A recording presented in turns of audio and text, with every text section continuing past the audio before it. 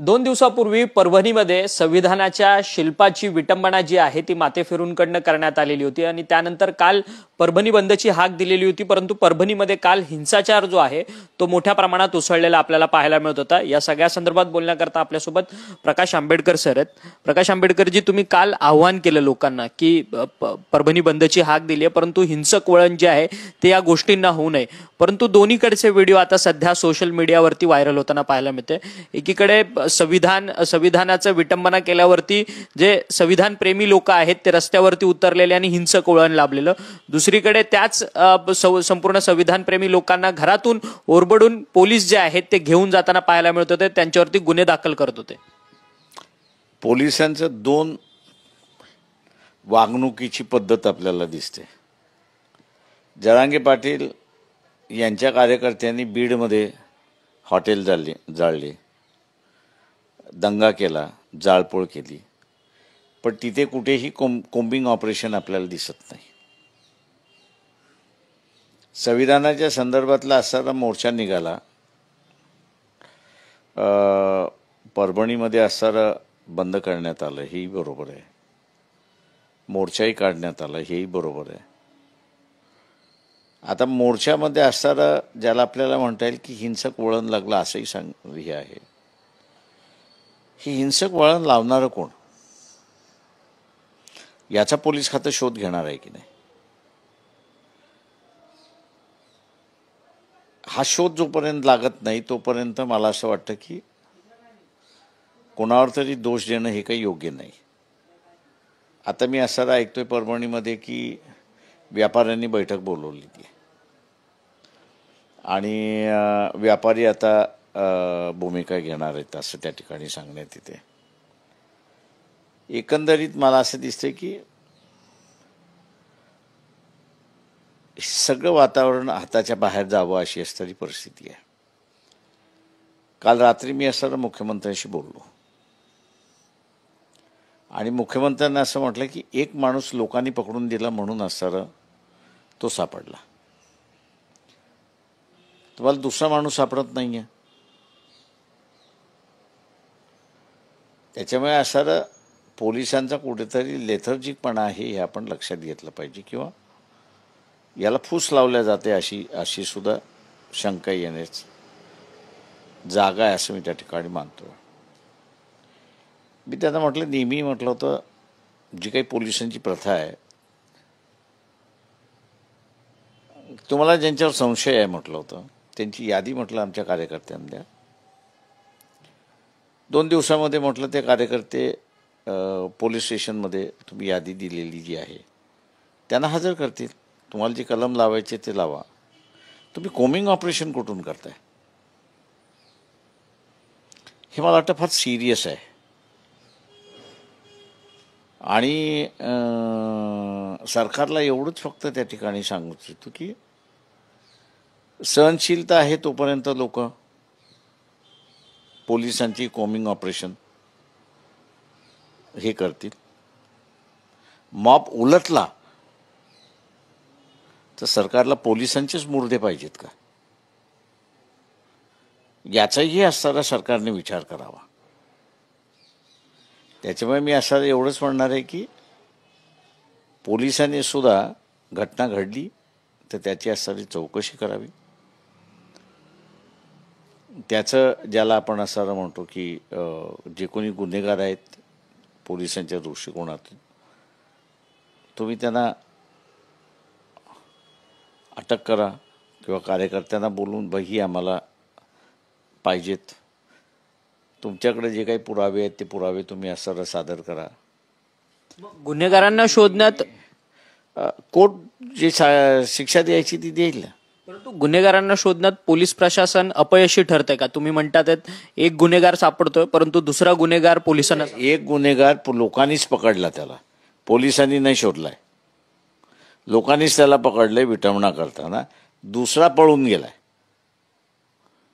आता या अशा घटना या काही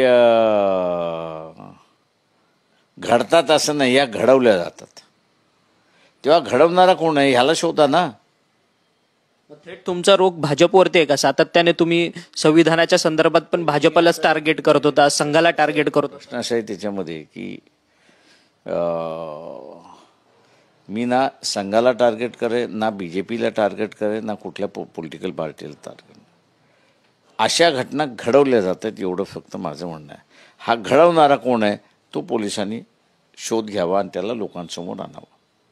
सध्या राज्यातली कायदा सुव्यवस्थेची परिस्थिती पण तशीच आहे, कारण की भाजपचे आमदार असलेले योगेश टिळक यांच्या मामांचं अपहरण झालं, त्यांचा खून झाला. त्याचसोबत बीडमधल्या केजमधल्या मस्साजोग गावातल्या सरपंचाची हत्या झाली, संतोष देशमुख. एका पाठोपाठ एक अपहरण हत्याच्या घटना ज्या आहेत त्या सातत्यानं होताना पाहायला मिळतात. परभणीमधली संपूर्ण जी काही परिस्थिती नियंत्रणात नव्हती, कायदा सुव्यवस्थेचा प्रश्न राज्यात निर्माण झालाय. ते मी असे कायदा सुव्यवस्था झाला की न झाला हा लोकांनी त्या ठिकाणी ठरवलं पाहिजे आणि राजकर्त्यांनी त्या ठिकाणी ठरवलं पाहिजे, मी असं म्हणेन. परंतु पोलिसांना एक डायरेक्शन देऊन काम केलं पाहिजे अशी माझी असणारी अपेक्षा आहे. खरं तर मग आता तुम्ही म्हणतायत की पोलिसांना डायरेक्शन देऊन काम केलं जातं, परंतु गृह खातं कोणाकडे जाणार यावरतूनच सगळा पेच प्रसंग सध्याच्या या संपूर्ण महायुतीच्या सरकारमध्ये पाहायला मिळतोय. शिंदे म्हणतात की गृह खातं मला द्या, देवेंद्र फडणवीस यांचा आग्रह आहे की गृह खातं हे भाजपकडे असावं. नाही, मी यांचं खातं वाटप आणि असणारं दंगल याची म्हणजे घटना याच्याशी काही नातं जोडत नाही. राजकीय पक्ष आहेत, राजकीय पक्षांना जो काही समझोता करायचा तो समझोता करण्याचा त्यांचा अधिकार आहे, पण त्यांनी लवकर करावं एवढंच फक्त माझी अपेक्षा आहे की जेणेकरून त्या खात्याला एक डायरेक्शन मिळेल. नाही तर आता असताना मनमानी कारभार आहे असं मी त्या ठिकाणी मानतोय.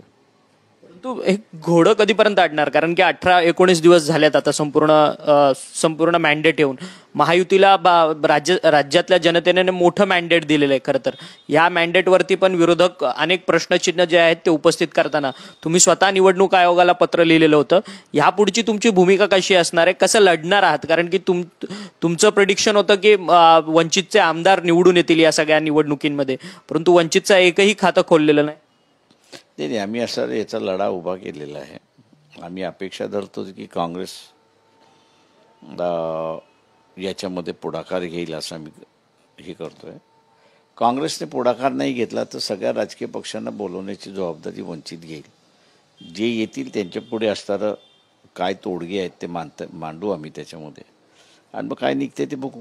परंतु सातत्याने नवीन मतदार जे जॉईन झालेले आहेत, लोकसभा 2024 ते विधानसभा 2024च्या दरम्यान जे काही वोटर्स वाढलेले आहेत, त्या वोटर्स वाढलेल्या संख्येवरतूनच खरं तर प्रश्नचिन्ह निर्माण केला होतं. सातत्याने काँग्रेस देखील तेच प्रश्न विचारतं निवडणूक आयोगाला, तुम्ही देखील तोच प्रश्न विचारताय, निवडणूक आयोग उत्तर देत नाही. म्हणजे आम्ही असणारा जो याच्याच बरोबर अजून एक प्रश्न आम्ही विचारतोय. तुम्ही म्हणताय की 6 नंतर 75 लाख मतदान झालं. आम्ही त्यांना असं विचारतोय की तुम्ही नियमावली इलेक्शन कमिशननी केलेली आहे, त्या नियमावलीचं पालन झाले का त्याची माहिती तुम्ही आम्हाला द्या. अजून माझ्या पत्राचं उत्तर चीफ इलेक्टोरल ऑफिसरनी दिलेलं नाही आहे. या विरोधात मग आता रस्त्यावरची लढाई वंचित लढणार का? कारण की सातत्यानं ते आम्ही जसं म्हणालो की आम्ही सगळ्या राजकीय पक्षांना एकत्र करत काय मार्ग निघतो का हे बघणार, पण वंचित हा लढा उभा करणार एवढं निश्चित आहे. आज शरद पवारांचा वाढदिवस आहे, शरद पवार दिल्लीत आहेत, परंतु राष्ट्रवादी काँग्रेस पक्षामध्ये उभी फूट पडलेली होती. अजित पवार आणि शरद पवार दोघेही वेगळे झालेले होते. आता आज वाढदिवसानिमित्त शरद पवारांना भेट द्यायला स्वतः अजित पवार त्यांच्या दिल्लीतल्या निवासस्थानी गेले. खरं तर यावरतून संपूर्ण राजकीय वर्तुळात चर्चा आहे की पुन्हा एकदा हे दोन्ही नेते मंडळी जे आहेत ते एकत्र येतील आणि अखंड राष्ट्रवादी. ते मला त्याच्यावरती नो कमेंट्स. परंतु शिंदेची बार्गेनिंग पॉवर कमी करण्याकरता दोन्ही राष्ट्रवादी एकत्र येऊन भाजपला साथ देतील अशाही देखील चर्चांना उधाण आलेलं आहे. याकडे कसं पाहता, कारण की एका पक्षाचं खच्चीकरण आहे. ते नो कमेंट्स याच्यावरती, नो कमेंट्स. परंतु प्रकाश आंबेडकर तुमचं महत्व तुम्ही राज्याच्या राजकारणात महत्त्वाचे नेते आहात. ह्या सगळ्या बाबतीत तुमचं बोलणं हे महत्त्वाचं ठरणार आहे, कारण की उभ्या जनतेसमोर पक्षाचं दोन विभाजन झालेले होते. त्याच्यानंतर आता वाढदिवसानिमित्त दोन्ही नेते मंडळी एकत्र येतात, त्यामुळे पुन्हा एकदा ते एकत्र येतील एक राजकीय पक्ष बनवून. तर जनतेची ही दिशाभूलच आहे. म्हटलं no comments. One nation one election संदर्भात केंद्रीय मंत्रिमंडळात तो तर कायदा पास झालाय. आता ह्या संपूर्ण विंटर सेशनमध्ये, हिवाळी सेशनमध्ये जर कायदा पारित झाला तर लोकसभा आणि विधानसभेच्या निवडणुका एकत्रित होतील या पुढच्या सगळ्या. तो कायदा माझ्या अंदाजाने चॅलेंज होईल. याचं कारण की कायद्याने तुम्ही इलेक्शन कधी घ्यावे हे पार्लमेंटला ठरण्याचा अधिकार नाही आहे.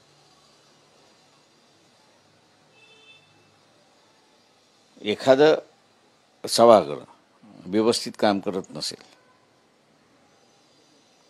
तर मग त्याच्या विरोधात सुद्धा तुम्हाला आंदोलन करावं लागतं. त्याच्यामुळे असं हे बंदिस्त इलेक्शन करणं हे घटनेच्या चौकटीमध्ये न बसणारा कायदा असं मी त्या ठिकाणी मानतोय. खरं तर परंतु तुम्ही म्हणतात या संपूर्ण या वन नेशन वन इलेक्शनला चॅलेंज केलं जाणार आहे, परंतु सभागृहात बहुमत मात्र भाजपचं आहे. राज्यसभेवरती देखील लोकसभेत असे तुमच्याकडे पाशवी बहुमत असल्यामुळे तुम्हाला जे पाहिजे ते तुम्ही मंजुरात करू शकता. संविधानाची चौकट सांभाळणं ही कोर्टाची जबाबदारी आहे, तशी पार्लमेंटची सुद्धा आहे. आता पार्लमेंट हे जर करणार नसेल तर कोर्ट आहे, तेव्हा कोर्ट आपली मर्यादा लक्षात घेऊन आणि आपली जबाबदारी लक्षात घेऊन संविधानाचं रक्षण करतील असं मी त्या ठिकाणी मानतो. खरं तर आता राज्याची राजकीय परिस्थिती पाहता खरं तर जे विरोधक होते महाविकास आघाडी त्यांना फारच कमी जागा भेटलेल्या आहेत. तुम्ही देखील महाविकास आघाडीचा एक वेळेस भाग होता. ठाकरेंबरोबर तुम्ही देखील सूत जुळवलेलं होतं, परंतु त्याच्यानंतर तुम्ही बाहेर पडला. खरं तर आता ह्या पुढची वंचितची कशी? आम्ही असं बाहेर पडलेलो नाही.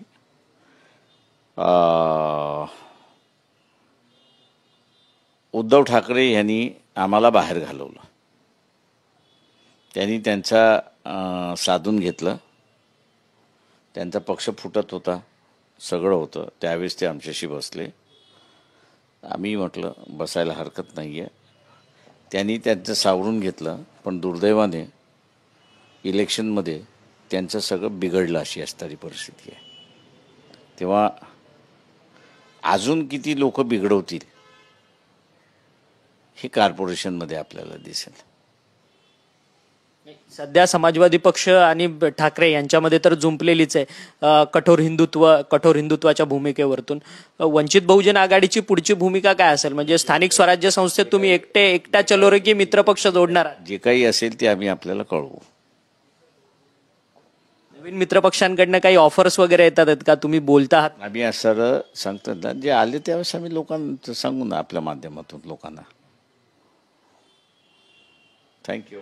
धन्यवाद प्रकाश आंबेडकरजी, तुम्ही आमच्याशी बोललात. व्हिडिओ जर्नलिस्ट रोशन गायकवाडसह अक्षय मंगणे, TV9 मराठी, मुंबई.